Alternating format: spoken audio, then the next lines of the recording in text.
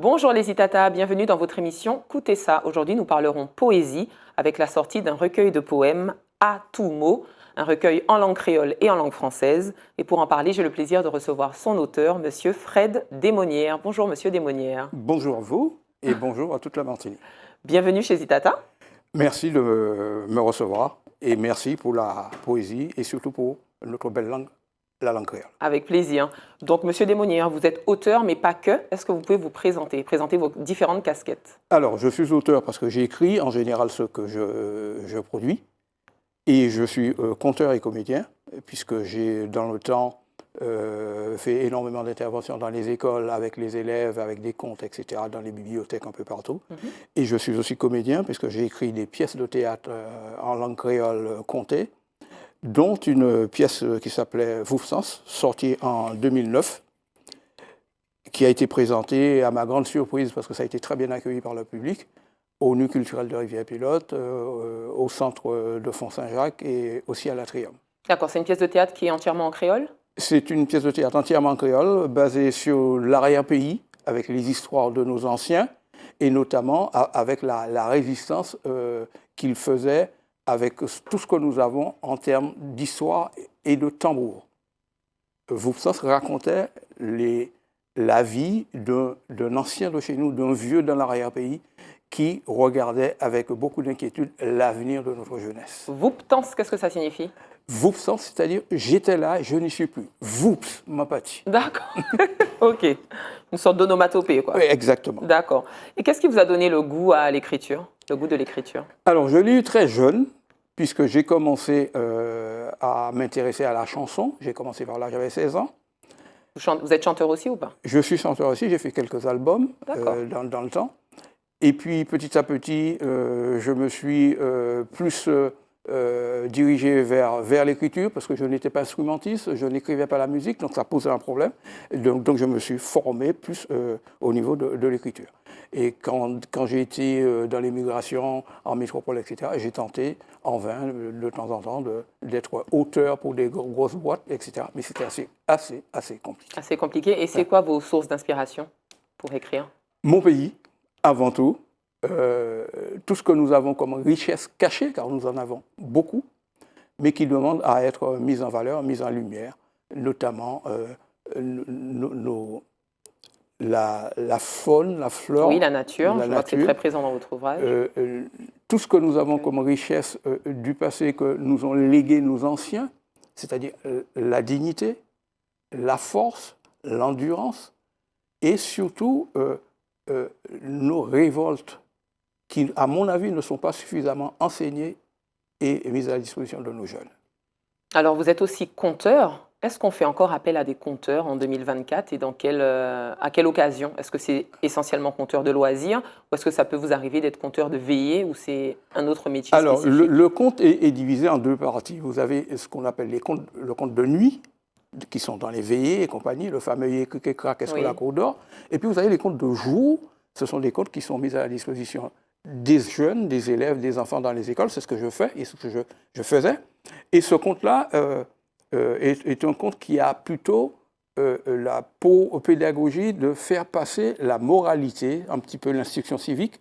Et je faisais dans le temps beaucoup d'interventions dans les écoles pour que nos jeunes, à travers le conte, se saisissent de ce qu'il y a de bien, de ce qu'il y a de bon, de ce qu'il y a de riche dans notre culture. C'est pas forcément du compé lapin? Non, non. Ce sont des histoires et qui laissent toujours à la fin de l'histoire une moralité. Et c'est encore demandé, vous c'est encore très demandé toujours dans les écoles. J'y ai encore 4-5 mois avec Mancinel qui est dans ce recueil. Oui. Je l'ai présenté au collège Jacobin Rivière-Pilote devant une classe et ils ont été particulièrement émus. Et ça a d'ailleurs réglé un certain nombre de problèmes de divergence et de querelles entre les élèves, parce que le conte, la poésie, finissait par leur expliquer que finalement, on peut se tromper énormément en se projetant sur des fausses idées. Et on peut se créer des problèmes de divergence inutilement. Celui-là, il est comme ça, celui-là, il casse, celui-là, il fait l'intéressant, je ne l'aime pas. Et finalement, on s'aperçoit que c'est parce qu'on n'a pas communiqué, qu'on ne se comprend pas, parce qu'on n'a pas pris le temps de parler. C'est ça. Et vous parlez de la communauté scolaire. Il y a beaucoup de problèmes de harcèlement maintenant. Est-ce qu'on peut vous passer commande, par exemple, pour avoir une création qui va être dédiée à cette problématique qui est quand même très présente dans le milieu scolaire? C'est ce qu'avec Mancinelle, on a fait, puisque ça a débouché sur les problèmes de harcèlement. Et j'ai été très surpris à la sortie de l'intervention de voir des élèves qui ne se parlaient pas, qui étaient quasiment en foi, venir dire, finalement, est-ce que tu as compris que je ne te veux pas? C'est toi qui ne me comprenais pas. Et la pensée, la leçon qui a attiré de Mancinelle, c'est que les mots peuvent blesser, mais énormément plus que des lames. Oui, parce que Mancinelle, c'est l'histoire d'une dame qui faisait du café, qui rassemblait toutes les générations chez elle. Et un jour, il y a eu de la médisance sur... Disant que dans son café, il doit y avoir quelque chose de pas normal, un ménévini, une espèce de magie. Et finalement, ça l'a tellement dévasté qu'elle a arrêté de faire le café. C'est ça. Et là, on a perdu toute la culture toute autour la culture, tout le vivre ensemble du quartier, car c'était finalement quelqu'un qui rassemblait. Et les gens, en venant chez Mancinelle, oubliaient leurs différences. Voilà. Alors, vous avez aussi un texte qui s'appelle « Vent », qu'on retrouve dans le recueil de poèmes. Tout à fait. Est-ce que vous pouvez nous le lire? Parce que je le trouve très beau. Il a reçu le prix Calbas Law Caraïbes en 2011. En 2011, oui. Est-ce que vous pouvez nous lire un petit extrait? Alors, vent. Tant vent soufflé, écoutez. Vent levé. Vent la terre, vent la mer, vent coulé, vent levé. Écoutez, vent soufflé. Ni vent qu'a soufflé, en fait, caille maléré, raché, vie, feuille, tol, mal cloué, manqué, raché, tête, agent, voyait, monsieur Limet. Ça, c'est vent levé. Tant vent levé. Écoutez, vent soufflé. Ni vent qu'a soufflé, les soirs en caille palissade maléré, glacé, boudon, fait ouvre plé famou, fait timama inné, sans cachilé. Et pour faire mon rete parler, ou crier, désirer. Ça, c'est vent l'amour. Très bien. Tant vent soufflé. Merci beaucoup. Alors, ce n'est qu'un extrait. Il est vraiment très beau. Merci. Donc, il évoque effectivement le vent. Alors, on n'imagine pas toute la dimension qu'il y a derrière ça, mais le vent de la misère et le vent de l'amour aussi. Le vent de la misère, le vent de l'amour, le vent de la solitude. Et c'est notre... le vent de la faim. Le vent de la faim. C'est notre vie, c'est notre périphérie et c'est notre atmosphère. Donc, il a reçu un prix. Il a reçu le prix Calbas Law Caraïbes, je crois que c'était en 2011. Et du coup, dans votre recueil, comme c'est un recueil en créole et en français, vous l'avez aussi traduit en français? Alors, dans le recueil, dans ce prix-là, il y avait déjà eu un fascicule qui était sorti avec l'ensemble des lauréats, et les trois primés avaient leur texte qu'on avait traduit en français. Et je me suis dit, ce serait peut-être intéressant de mettre les deux versions, créole et français, pour que les gens s'approprient de façon beaucoup plus à l'aise ce texte qui me paraît assez à la portée de tout le monde. Tout à fait. Alors, on voit votre joli recueil qui s'appelle « À tout mot ». Est-ce que pour vous, la parole a le pouvoir de guérir les mots?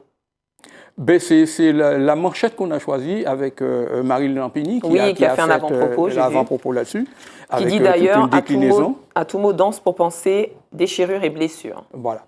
Non seulement les mots peuvent guérir, c'est-à-dire j'ai pris le pendant et le penchant positif de l'action des mots. Les mots peuvent blesser, les mots peuvent faire très mal, mais les mots aussi peuvent guérir et les mots peuvent apaiser. Et à tout mot, c'est dans cette direction que je me positionne, parce que je pense qu'il y a déjà suffisamment de choses compliquées dans la vie pour encore rajouter avec des choses graves qui blessent.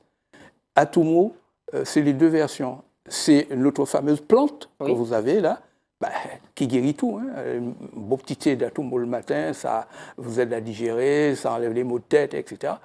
Et à tout mot, avec deux mots, on peut empêcher à quelqu'un de basculer. Tout à fait. Donc ça apaise et ça guérit. Très bien. Et quelle est la place de la femme dans votre recueil? Parce que vous en parlez beaucoup, notamment dans Mancinelle, dans Femme Machucan, et même dans Saint-Pierre. C'est une femme. C'est une femme. Quelle est sa place? Quelle place elle occupe dans votre recueil? Alors, une place centrale. Dans vos créations surtout. Une place centrale parce que tout commence par elle et tout finit par elle. C'est-à-dire nous arrivons par cette porte de la vie et quand nous partons, si nous avons la chance de partir après celle qui nous a ouvert la porte, nous sommes accompagnés. Donc, la femme, pour moi, c'est le début, c'est la fin, c'est l'éducation, c'est la force, c'est la tendresse. C'est tout ce que nous perdons si nous ne faisons pas suffisamment attention à leur présence. Car nous avons tendance à imaginer qu'une fois qu'on est debout, qu'on peut courir sur nos deux pieds, que nous sommes immortels et que tout nous est dû. Non, tout ne nous est pas dû, on leur doit tout. Peut-être que l'Atumo, c'est une femme. Mais c'est une plante, c'est au féminin. Donc, ça vient de là aussi. Donc, il y a cette projection de la nature. Et nous ne sommes que nature. Lorsque vous pensez et vous imaginez que plus de 90% de notre être, c'est de l'eau, ben, l'eau, c'est la nature. Tout à fait. Donc, nous venons de là. Alors, il y a quelque chose qui vous tient à cœur. Vous dites aussi, ma mission, mon choix, c'est défendre et faire vivre la langue créole.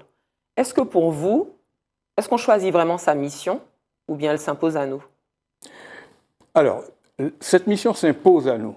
Nous avons tendance à l'ignorer et au bout d'un moment, moi, j'ai pris le parti de choisir, de présenter, parce que je trouve qu'il n'y en a pas suffisamment, notamment en matière de littérature poétique, ce choix de présenter des textes en créole en y essayant de rajouter les rimes en créole, car les rimes en créole existent. On peut les faire de la même façon qu'on peut lire un beau texte de Racine, de Baudelaire, Tout etc.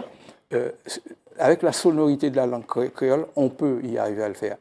Et ça nous manque en tant qu'outil pédagogique dans les écoles. On a besoin de ça. Et je pense que c'est un début. Et j'appelle de mes voeux pour que beaucoup d'autres auteurs viennent sur ce domaine-là, pour créer des choses, pour laisser ce genre de choses à nos enfants, à nos élèves, car ils en ont besoin. C'est beau de lire un beau texte de Molière, de Baudelaire, de Racine. Si on peut mettre un texte créole à côté, nous avons deux pieds, nous avons deux langues. Et pourquoi ce choix justement de rajouter du français dans votre recueil? C'est pour pouvoir enlever la barrière de ceux qui disent que j'y comprends rien. D'accord. C'est barbatif, c'est rébarbatif. Et ceux qui se disent que si on mettait les deux langues l'une à côté de l'autre, ça pourrait faire passerelle. Cette démarche, c'est pour un petit peu emmener les gens à considérer que les deux langues, nous l'avons intérieurement, nous les avons acceptées, nous les vivons tous les jours. Mais en pratique, nous avons du mal à les mettre sur le même plan. Tout à fait. Et là, j'ai voulu créer suffisamment de textes en créole, avec un petit peu moins de textes en français, mais en essayant d'apporter quelque chose qui attire pour que les gens aient la curiosité d'aller voir ce que l'on peut faire avec notre belle langue, qui n'a rien à envier avec la langue française. Tout à fait. En tout cas, votre recueil est un bel hommage à la nature, à l'héritage, à la culture antillaise. Donc, j'invite tous les gens à se le procurer. Tout à fait. Donc, c'est un recueil qui, pour le moment, vous pouvez trouver sur Amazon. Oui. Donc, on peut le commander. On peut le commander. Et pour ceux qui préfèrent la version e-book, c'est aussi sur Kindle, sur Amazon. D'accord. Et bientôt accessible, comment on fait pour vous joindre si on souhaite se le procurer? Alors, il y a une adresse mail sur le livre. Oui, c'est... D'accord, donc on pourra me contacter là-dessus. D'accord. Donc, ceux qui n'ont pas encore le livre, l'adresse email, c'est gmoprojet, au singulier, tout à fait. @gmail.com. Tout à fait. gmoprojet@gmail.com. Et nous avons des livraisons qui arrivent cette semaine et nous allons commencer, dès ces livraisons, à intervenir en séance de signature, dans les écoles, dans les bibliothèques, etc. Mais j'ai préféré privilégier de façon très assurantielle la livraison physique, c'est là, pour plutôt de dire ça va arriver, ça arrive demain, ça arrive après-demain.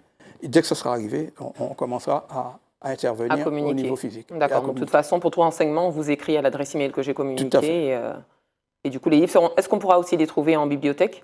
En bibliothèque, je commencerai à démarcher les bibliothèques des communes dès l'arrivée. Et aussi, avec les séances de signature, on peut aller aussi trouver dans les bibliothèques.